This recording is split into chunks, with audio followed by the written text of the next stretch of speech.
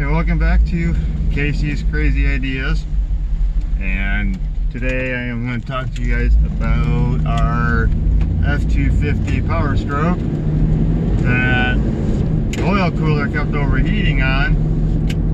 So we had bought this contraption from trying to do two things at once here,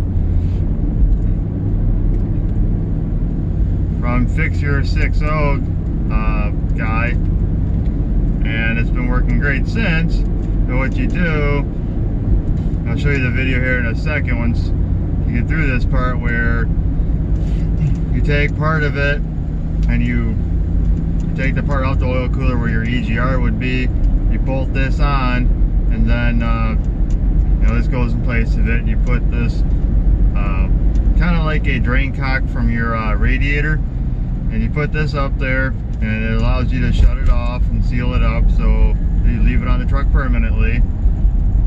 And when you need to flush your oil cooler, because the 60s have this problem where the coolant side clogs up, and then your oil temperature spikes to, like, you know, not good, 220s, 250s. However, well, this allows you to flush everything backwards and push it all back out.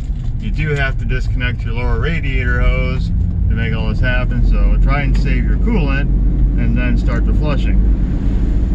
But you put this piece on there and it allows you to hook up compressed air at about 15 pounds, give or take, because remember, you don't want to put more air than your system would normally take, otherwise you can blow it apart. So we did ours around 15 pounds, hook the garden hose up to the other end, and then you leave the water on constantly, and then you take the other valve and you tweak the air on for, you know, a couple seconds or a minute at a time. And what the compressed air does is acts like a turbo flush. It takes your water and pressurizes it like a power washer to within a safe reason and blows it all out. And so we do that about once a year, and it seems to work great, because we just had that problem here with ours where our temps were skyrocketing, so we knew it was time, and so we hooked all this stuff up, and it takes about an hour and a half, somewhere in there, to do this, between draining it out, you know, doing the whole flush, the refill, the test drive, make sure everything, all the air pockets are out. As long as you get through all that, and you're done, and you're good for a long time. So, and in the other part of this video, you're going to see a bucket with a bunch of stuff in the bottom. And yes, that legitimately came out of the lower hose, which is what was in the system plugging it up. So, all that bits in the bottom of this white bucket, yeah, that's no joke. And actually, the first time we flushed it, the amount that came out times what you're going to see in that bucket by 3, and we basically had a layer of sand in the bottom of it. That's how filthy it was. I'm hoping this camera ain't bouncing too much because I'm in construction though. Let's see.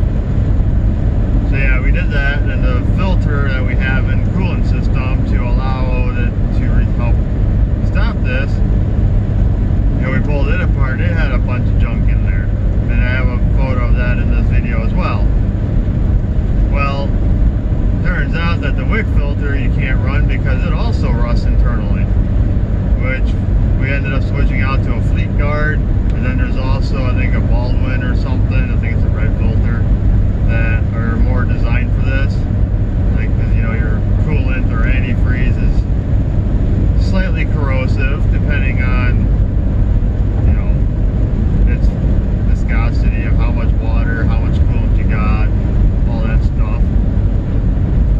So we ended up switching that out like right away, and we're gonna see how it all goes. And so far the truck's been fine since. We already pulled the trailer with it, temps are down.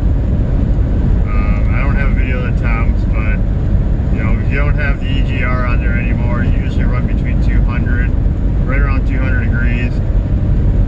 Towing the trailer, we usually get about 210, maybe 220, and it cools off.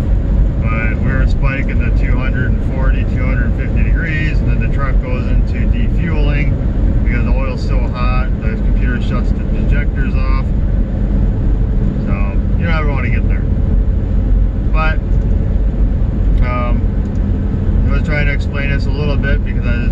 did the video, I didn't really talk too much. I was too focused on getting this done, especially working with my brother, trying to do it because we're on time limited when we're doing it, so we're hustling.